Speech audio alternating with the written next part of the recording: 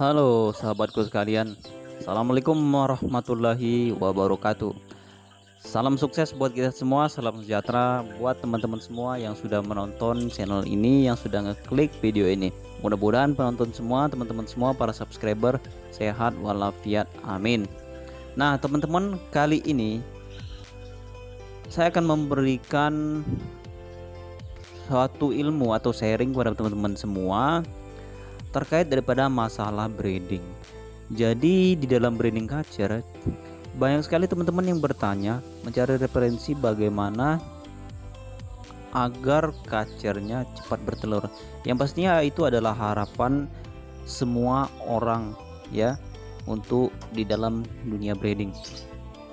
Yang pastinya kecepatan produksi, hasil produksi, dan banyaknya anakan itu diharapkan sekali. Jadi buat teman-teman semua pasti banyak yang bertanya, kenapa burung kacer yang kita jodohkan atau yang kita tangkarkan tak kunjung bertelur. Nah berikut akan kita bahas. Tanpa panjang lebar lagi, langsung kita ke topiknya ya teman-teman. Nah teman-teman, menurut pengalaman saya, kacer ataupun murai batu yang tak kunjung bertelur itu biasanya disebabkan oleh 3 faktor teman-teman. Nah yang pertama, kita bahas satu-satu. Yang pertama adalah kurangnya nyaman terhadap burung kacer kita, atau kacer kita tidak bisa beradaptasi atau tidak nyaman dengan tempat yang kita berikan. Nah tidak nyaman atau belum nyaman ya teman-teman. Nah itu berbeda. Tidak nyaman, kemungkinan dia tidak akan bisa nyaman di tempat itu. Belum nyaman artinya tempat yang kita berikan belum maksimal, belum sebagus seperti yang dia inginkan. Nah lalu bagaimana tempat yang bikin kacer itu nyaman teman-teman? Yang pertama, tempatnya itu yang pastinya tidak terlalu panas dan tidak terlalu sejuk.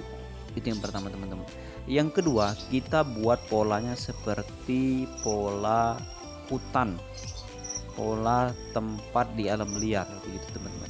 Yang mana kita buat tempatnya ini seperti di alamnya. Kita taruh bebatuan di situ, lantainya kita gunakan lantai pasir, atau juga bisa kita masukkan juga tanaman-tanaman atau tumbuhan-tumbuhan hijau di dalamnya seperti bonsai dan sebagainya. Nah untuk tenggerannya, untuk kayu tenggeran, nah seperti ini kita pasang kayu-kayu yang banyak rantingnya. Dan itu kalau saya akan saya pasang miring itu teman-teman, akan saya pasang berbentuk miring, tidak tegak, karena kalau miring ini akan menghemat tempat ya pasti. Yang kedua, ranting-ranting itu lebih banyak digunakan dia untuk bertengger, tidak sia-sia aja begitu teman-teman.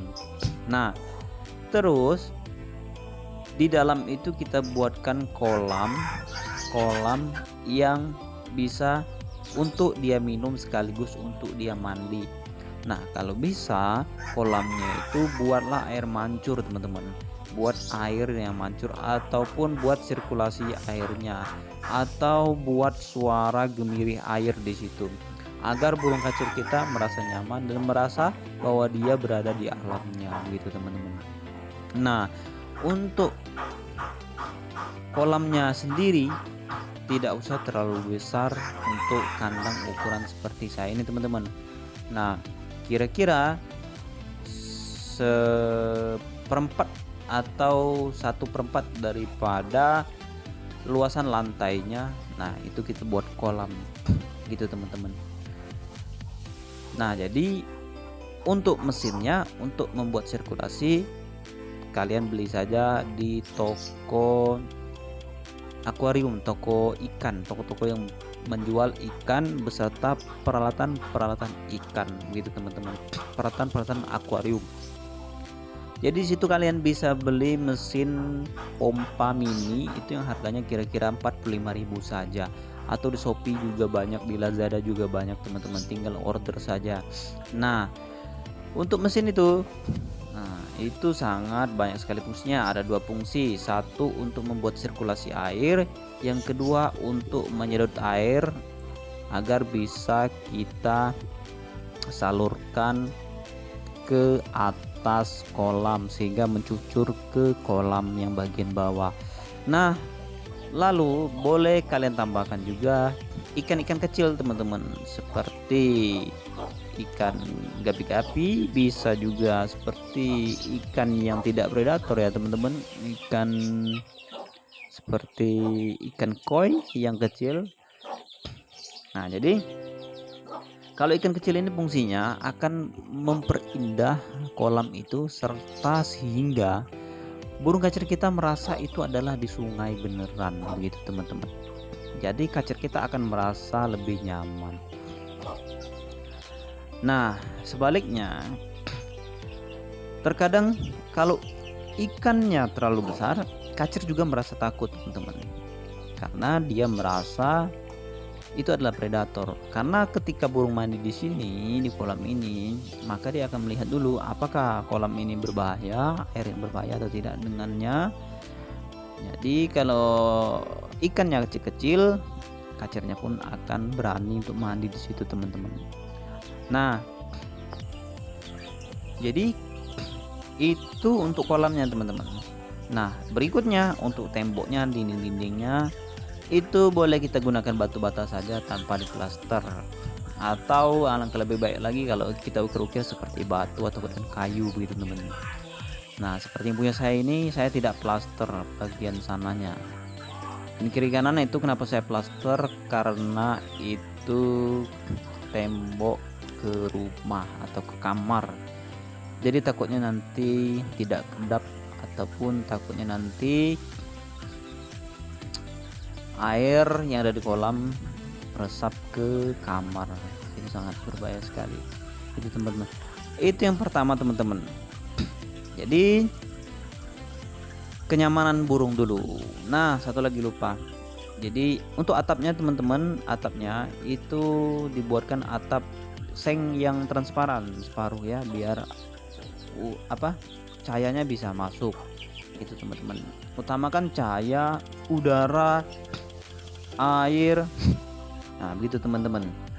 Jadi 3 poin ini harus lengkap gitu teman-teman. Nah, seperti saya ini yang bawahnya itu lantainya saya kasih pasir.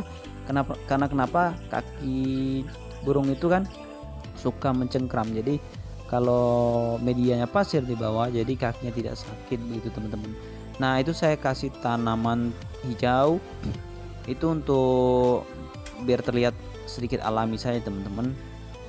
Saya kasih aglonema yang kecil-kecil ya teman-teman, yang sedang-sedang. Nah, itu teman-teman. Nah, yang kedua teman-teman, kenapa faktor yang kedua ada apakah kenapa kacer kita susah sekali bertelur? Yang kedua adalah kurangnya birahi terhadap kacer kita. Nah, bagaimana cara mengatasinya agar kacer kita birahi? Jadi kita tambahkan makan ekstra pudingnya. Kita jor terus teman-teman. Yang pertama itu adalah jangkrik untuk makanan hariannya. Yang kedua itu adalah kroto. Kroto ini kita campurkan dengan pur ayam teman-teman. Nah, kenapa kita campurkan dengan pur ayam? Pada saat krotonya habis, dia akan memakan pur ayamnya. Pur ayam ini adalah makanan cadangan ketika EF-nya habis gitu teman-teman.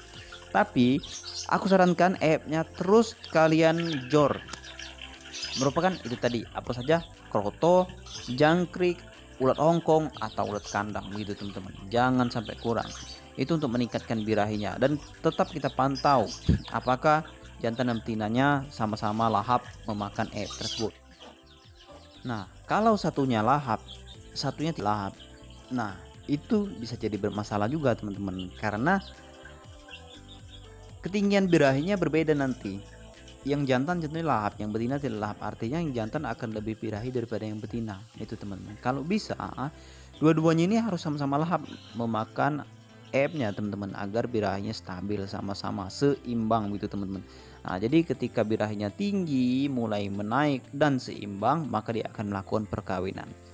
Tapi ada hal atau faktor yang ketiga. Lalu kita bahas faktor yang ketiga selain daripada birahi itu teman-teman.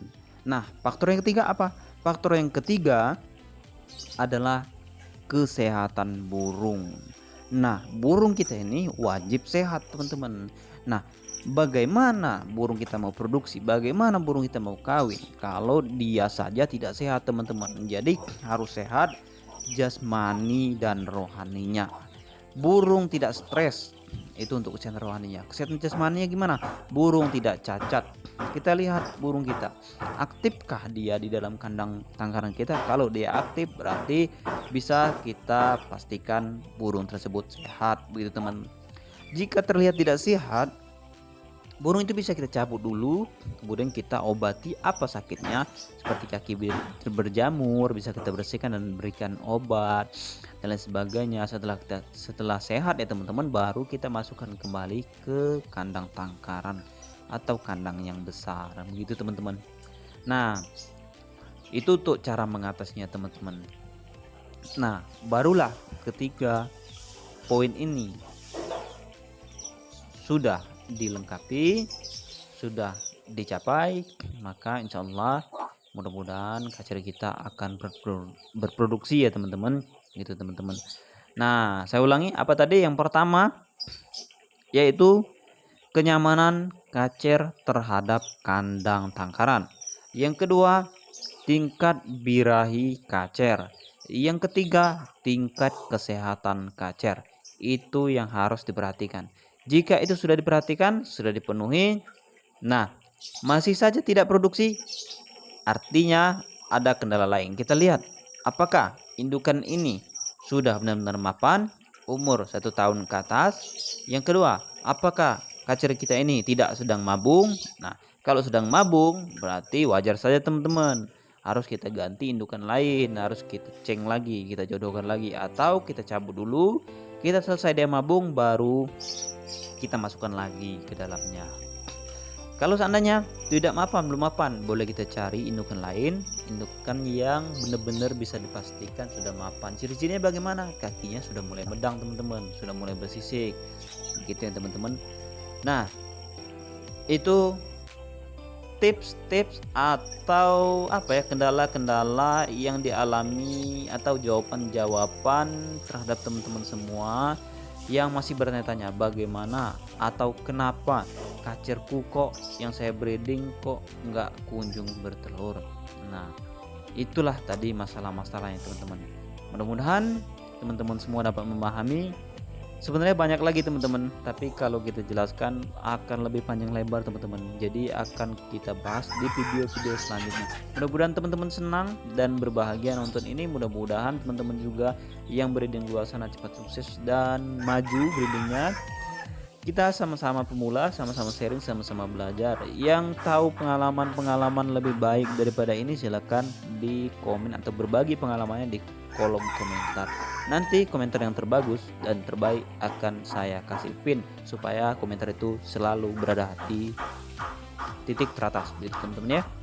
Oke, terima kasih. Jangan lupa subscribe, jangan lupa support terus channel kita. Mudah-mudahan peternak kacer ataupun murai burung seluruh Indonesia akan tetap maju. Karena kenapa? Para peternak ini teman-teman adalah pejuang konservasi di rumah teman-teman. Jadi kita ini adalah orang-orang yang akan melestarikan masa depan burung-burung ini. Oke? Jadi tidak hanya menangkap di hutan seperti oknum-oknum yang tidak bertanggung jawab. Jadi kita juga mengembangbiakan agar tetap selalu lestari gitu teman-teman. Oke? Kita jual hasil daripada produksi kita sendiri, jangan kita jual hasil daripada tangkapan hutan. Terima kasih. Wassalamualaikum warahmatullahi wabarakatuh. Salam kecap info.